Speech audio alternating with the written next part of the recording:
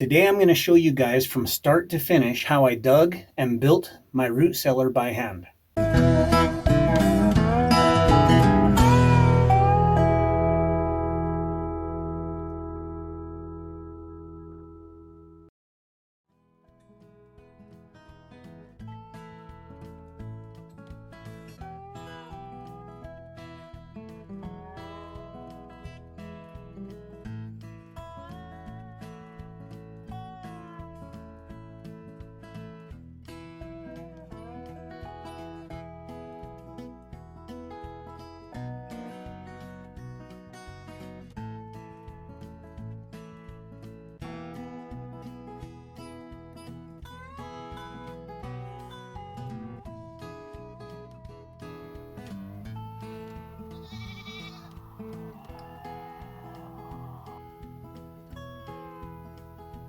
It's 5 a.m.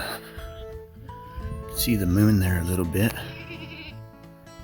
I'm gonna feed the animals and get in a workout, and then we're gonna get that root cellar finished. Now that all the edges are buttoned down enough, I'm gonna hop up here. You see this rectangle? That's where the manhole's gonna be. I might frame in part of it, but I can hop up in there and just carefully cut down the middle and then out the corners a bit. If you've watched my channel for very long, you've probably heard me talk about taking out a small to medium-sized personal loan so that I could get my van, build it out as a camper van, and that made it a lot easier to make my transition into living off the grid. I would also figure that a lot of people that watch my channel, Frugal Off Grid, have either had bad credit or currently have bad credit like I used to have, and might have to take a personal loan like I did. If you have flawless credit, that's great, and it gives you access to, you know, really low percentage interest rates and whatnot. But if you don't, you might not be able to find a loan at all. Through 24/7 personalloan.net, you can get yourself a loan for between 10% to 35% on an interest rate. They don't actually provide the loan, but they will link you up with up to 5 different providers that might potentially give you that loan that you need. I have as many questions, if not more, than you guys do when it comes to products that I review. And so I did research on their company, asked them a lot of questions. I asked them tough questions like, hey, would you guys sell these people's data? And they said absolutely not.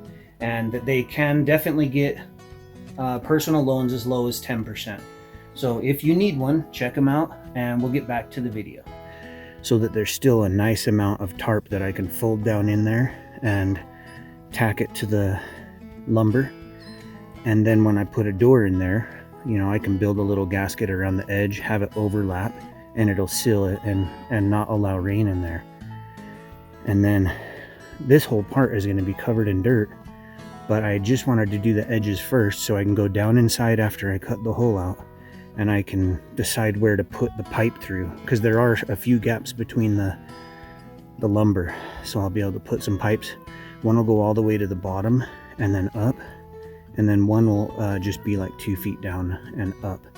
And they'll have just little covers to keep insects and rain out of them, and that'll keep the ventilation going. We don't want it to be too humid in there. Got a lot of helpers this morning. Hey buddy, stay down with your muddy feet. Huh, Helga? Helga's a good helper. And Inkas. Hey buddy, you're wet. You playing hard? This other smaller tarp, I'll be able to finally bring it over here, and I'll just cover the top real well on the outhouse here, and those tarps will hold up just fine until I get some, probably do some wood siding or something on there when I can. These are the new 240 watt solar panels. These are the old 100 watt solar panels. Probably lay them all down first, do 3 and 3, and then lift them up. I'm gonna attach them at a 33-degree angle, which is pretty ideal for fixed solar panels. You guys ready to go down inside and see where to put the pipes?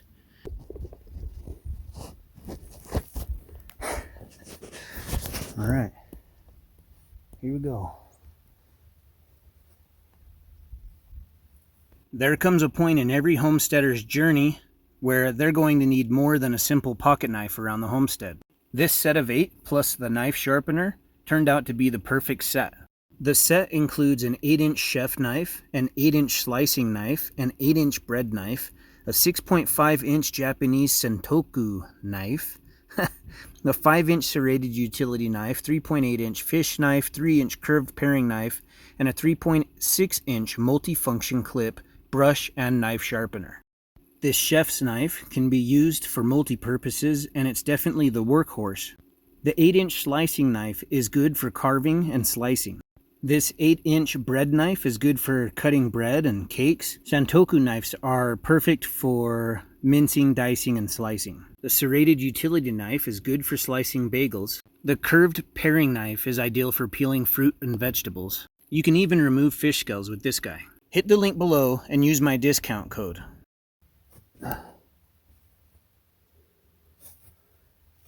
Okay. Well, I thought it would have been darker, but this hole provides quite a bit of light. Would you look at that? So I'm on the ground.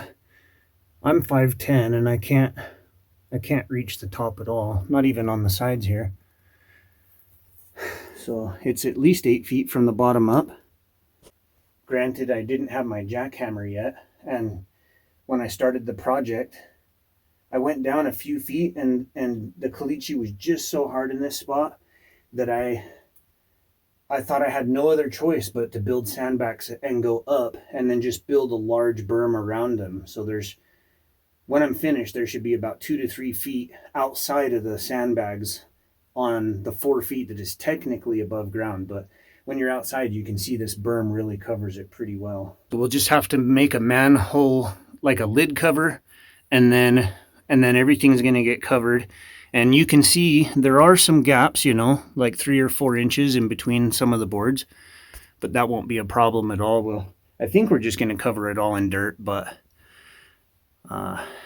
yeah, those won't be an issue at all. The cistern that I have is similar to that, and I have a picnic table on top of it and everything, and there's no issues. What we're going to do right now is I needed to come up in here and see where can I fit this pipe, and it looks like I could probably do one there at least, and it's not possible in this corner here.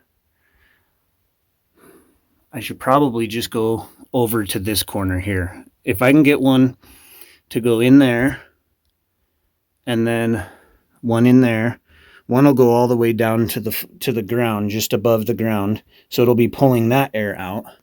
And then the other one will just come down probably around here and pull the air and keep things circulated.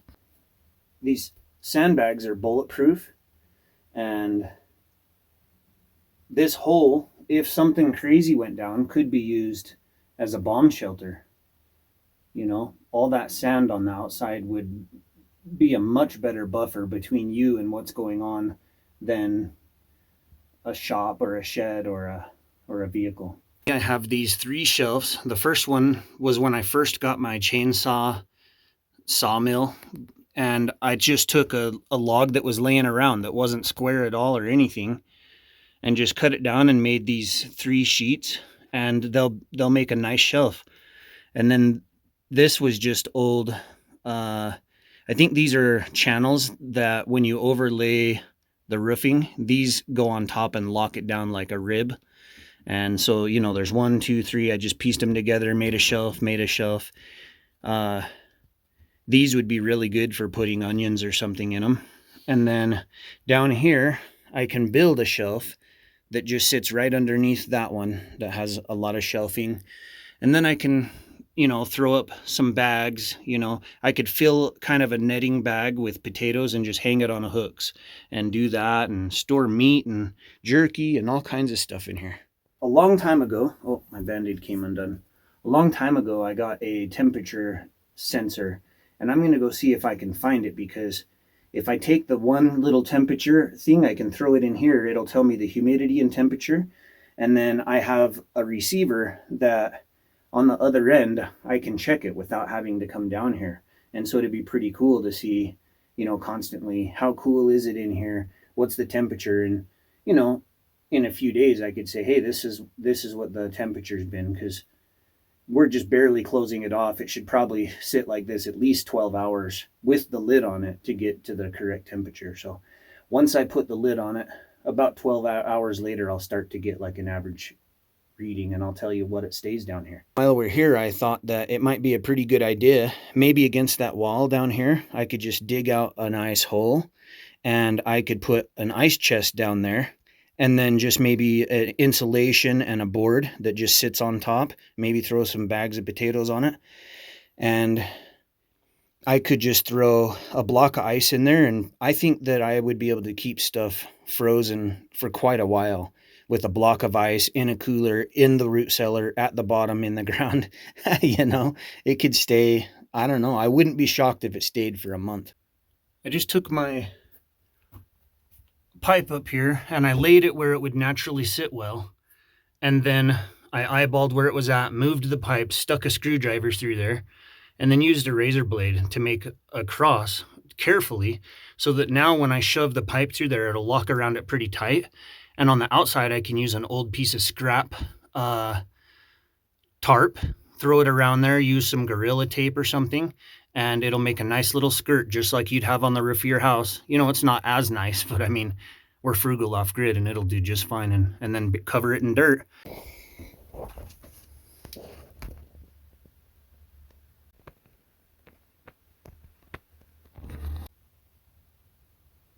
This pipe, I went as high as I possibly could so that, you know, the highest hot air can come out and exchange. And so this pipe is actually about right here, because this is about as high as I could get this strap.